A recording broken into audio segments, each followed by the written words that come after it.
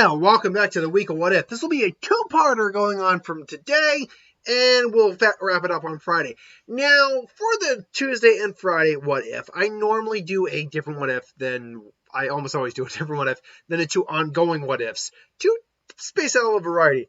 And normally I try to find one that someone suggested in the suggestions, but this one popped into my head a little while ago, and I get a lot of people asking for things other than Naruto and Dragon Ball Z based what ifs, which admittedly make up the vast bulk of my what ifs, minimum 90% of them.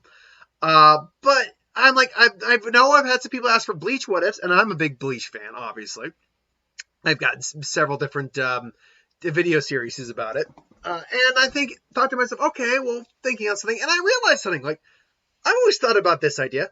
What if you did a captain swap with the captains who went to Hueco Mundo to save Ichigo and his group, and the captains who went to defend the fake Karakura town? I'm like, okay, that's kind of interesting.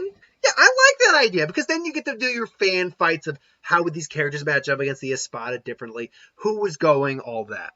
So that's what we're going to be doing for this one, and we'll do this in two parts. We'll start with, as you can see right here, the Hueco Mundo part of it, the captains who trade places with Mayuri, Byakuya, and Kenpachi, and then we'll go to the fake Karakura town part of it, where the captains who swapped with those captains are in the mix. Now, you may be, for those of you who know Bleach, you're going to be asking, wait, what about Unohana? Unohana is the one that I felt was safe to keep there. A, because she doesn't participate in the battle, so it doesn't change things up. And B, they would have sent Unohana because she's the medic. It makes sense they would have sent her. So without further ado, let's get this started. Now, first and foremost, we have to address which captains I felt would be the ones who would trade places with Mayuri, Byakuya, Kenpachi, and vice versa. Those three trading places with these captains. And I had to think of this, like, okay, which captains made the most sense staying in fake Karakura town? And to me, that answer actually became obvious.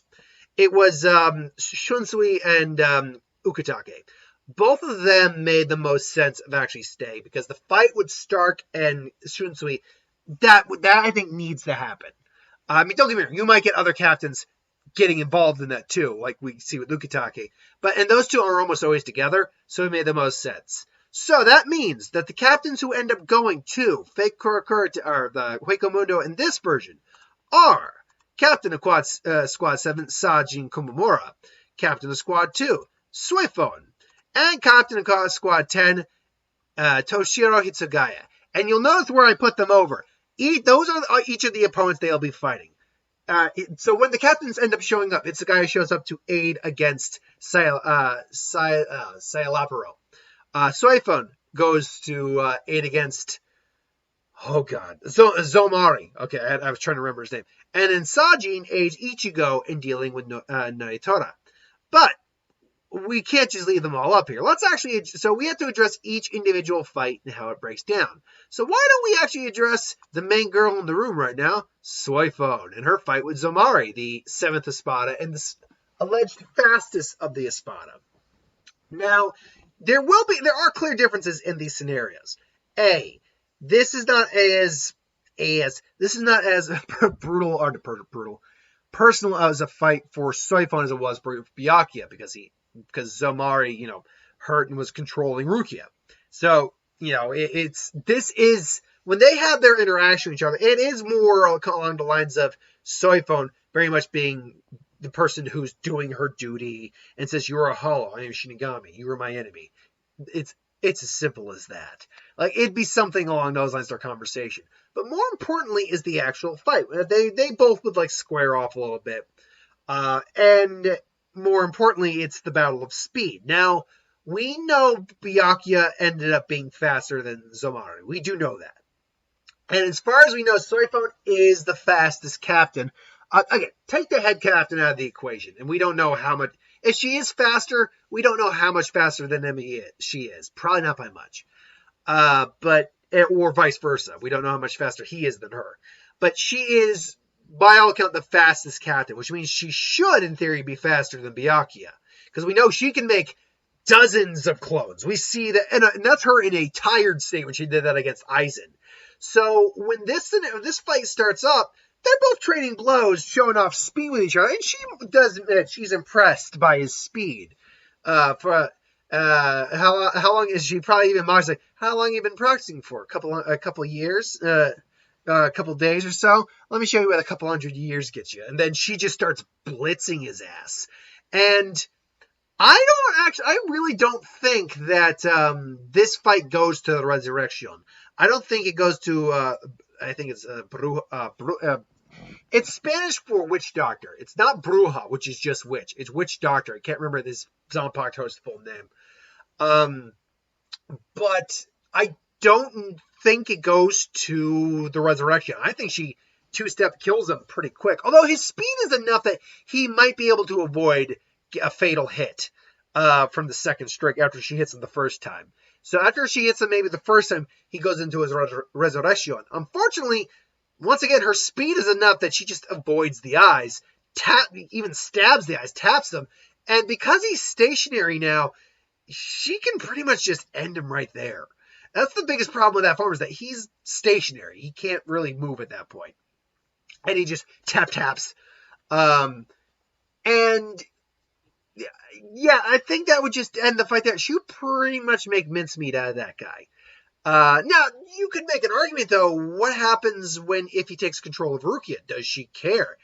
I actually think Siphon obviously wants to protect Rukia. She's a comrade, but at the same time, she's the person like, you really don't know who you're dealing with, do you, Espada? As go ahead, cut her throat, see if I care. Either way, you'll die. And she's just got Susan Meibashi there. And if she has to just use a Shunko and just boom, takes him out. So against Lily Barrow, I keep saying Lily Barrow, Zomari, that fight ends. Next, let's move on to the fight with Itsugaya and Sailapero. This fight would be interesting. He shows up on the battlefield, and damn, I got something caught in my throat there.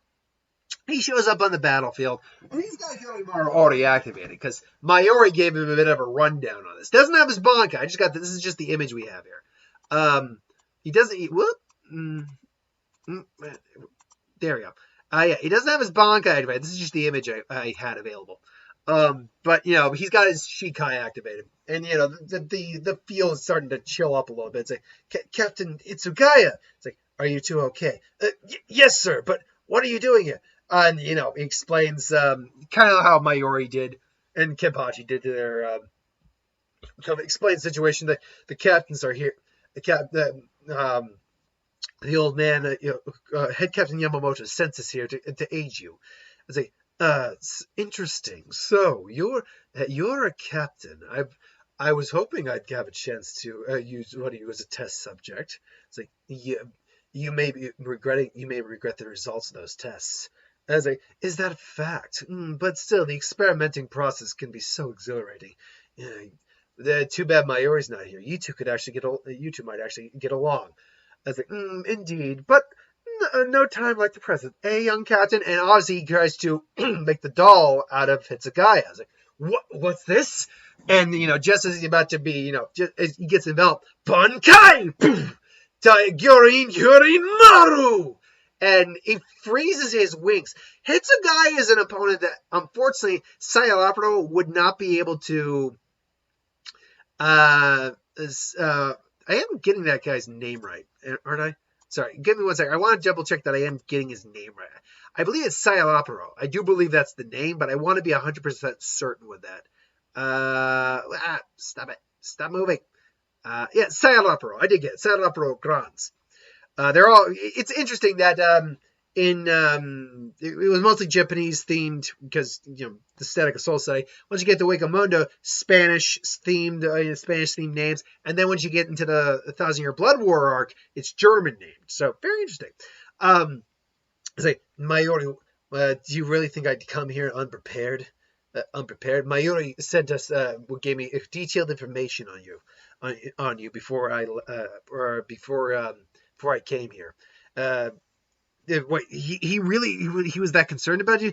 No, he actually wanted me to bring him back as a test subject. I said I'd do what I can. It's like, you really, Silent Harp was just like, you really think that your pompous little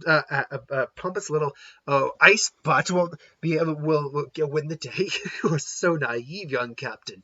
You see, a perfect being like me cannot be defeated. Throws the ink or the liquid on him. Let's call it ink.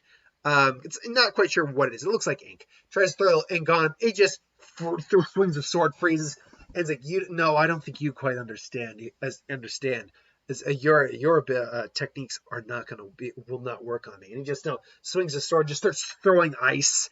And Silent Opera tries his best, but ultimately it doesn't matter. He can't trap Itsugaya with his technique of. It has a name, too. Give me a second. I'll actually bring this character up. Well, not on the screen, but bring his information up. Because I'm on the site right now, so it makes sense should bring this up. Because it has a name. I can't remember the name of the technique right off the top of my head. Let's see here now. Gabriel, nope. Possession, nope. Here it is. Teatro de Tere. Or puppet theater. Basically, and then carbon copy is the one where he makes a copy out of someone.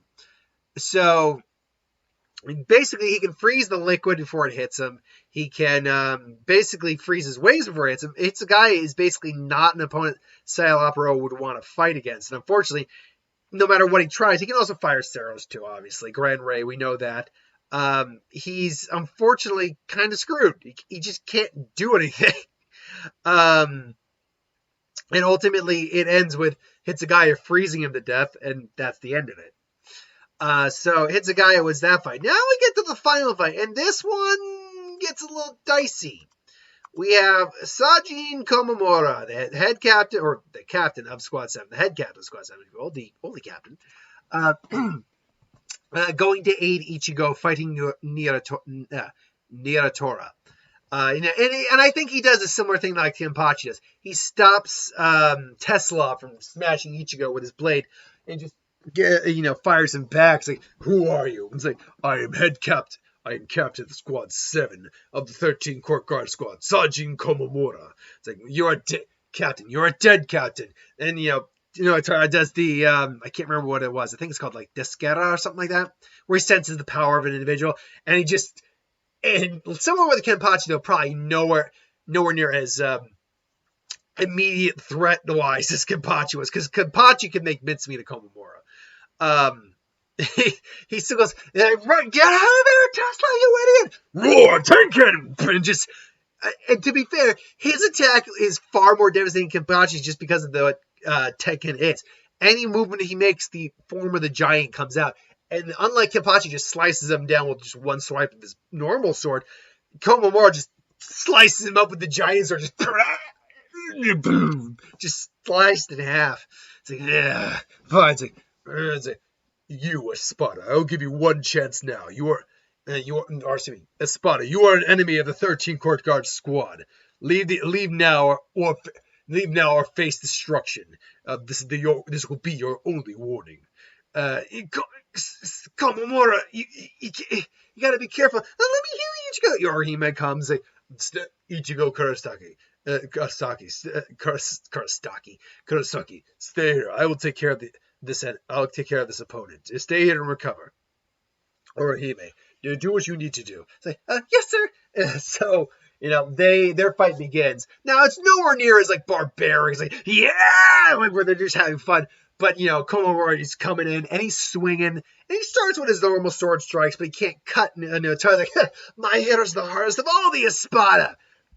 He's like, you've got nothing, Shinigami. It's like, is that right? Roar, Tenken! And they clash, and Tenken, I have to believe that giant blade would cut him.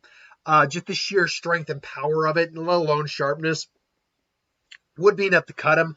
Although, he's still amazingly tough. Like, I don't know if Komamura could beat any of the Espada 4 or above. On terms of sheer power, like we never saw him fight an Espada. We saw him fight one Aron car, and it was a Fraction. It was a huge one too. But I don't think he'd really handle himself well against any of the true like top tier Espada. Although Yami might be an interesting fight when he releases his release, because they'd be a similar size opponent then. But against Niratora, I think it would be interesting because Niratora could shred Komamura easy, but Komamura's got enough power that he can keep him back, and he just throws him back, and he's got a good gash. He's like, you bastard, fires off the Seru. But Komamura, similar to Kenpachi, stops it, but he probably stops it with his blade, not his bare hand, because Kenpachi is a fucking monster, and Komamura's not that dumb, so he just slice it, because we saw him block a Seru with his Bankai. So we know that thing can survive a lot of damage. But it can only take so much damage because it was still fighting a Fraction and not a true Espada. So he blocks him with his blade. It's like, I am the strongest. And he actually grabs him and says, like, this is not right. It's like, strong, you're only ranked 5th. I don't believe that makes you even close to the strongest. Roar! And just point blank cuts him, and throws Noritori back. It's like, you bastard! You bastard! Price at the Terasana! Turns into that. Still, he may not be the strongest Espada, but he still has one of the most gnarly releases ever. Like that 4-armed to 6-armed scythe blades, the crescent moon antenna. Still a badass design. I love Niotora's release, and Saji seems like, oh, I see. So this is an Espada's release. You won't make it easy, will you? I was like, very well. It's like, just throws a punch with the giant's arm. Noritora not only blocks it, but cuts it, and it's like, I see. Is that it? And he starts blocking with a blade. The blade is able to take the hit, fortunately, but he can only move so fast. Like, got you, but fortunately, he had no Shimpo, and he's able to get out of the way. He still gets a cut. It's like, so that giant. I see. So if I cut the giant, I cut you. I cut those limbs. I cut you. Is that right? Oh no. Let's slice some more things up, then, shall we? You've left me no choice, then. Bankai! Kokujo Tengen Yo! The giant comes out. And even Nuitara's like, it's like, all right, then bring it on! And they clash, and it's just going full out. The giant's getting cut. And Komamura's feeling it, but Komamura's not still. He's looking where Nyatora, it's not Nyatora, it's Nyatora is, and finally is able to grab him, and then finally like, just smashes him straight down, driving as far as he can into the ground. And Nyotora's just like, and he gets up, but it's kind of like what happened when Kenpachi used the kendo. Granted, Komamura is pretty cut up at this point. Don't get me wrong. He's hurt and he's bleeding, but he's still standing. Nyotora is now kind of in that state where he's messed up. I was like, is that the best you got? I was like, I will give you a final opportunity to leave, to go, accept defeat. It's like, nah. As far as I can tell, I can still stand Shinigami. So what are you gonna do, you wolf-faced bastard? You gonna run and hide? Come on! Yeah! Very well, then. He just kind of does a quick draw. I can see him doing a quick draw with the giant. Then just boom! Just smacking him dead on. Just and then just goes down hard. And then Komamura wins. Then Stark comes, kidnaps Orihime, and the game is afoot again. So that is kind of how the scenario, I think, plays out if these captains went to Hueco Mundo instead of Kenpachi, Byakuya, and Mayuri. What do you think, though? Do you think Sajin, Soifone, or Itsugaya would actually lose their fights? Let me know in the comments below. Let me know your reasoning. I'd be interested to hear it. But that's how I think that plays out for part 1. Part 2 will follow Byakuya, Kenpachi, and Mayuri as they interact with the top 3 Espada in Karakura Town, or fake Karakura Town. That'll be on Friday. But until then, thanks for watching. I hope you enjoyed. Like, comment, share, subscribe. As always, you want us to review something, put in the comments below. Let us know. We'll do a review of it at some point. So thanks for watching, and I'll see you folks next time.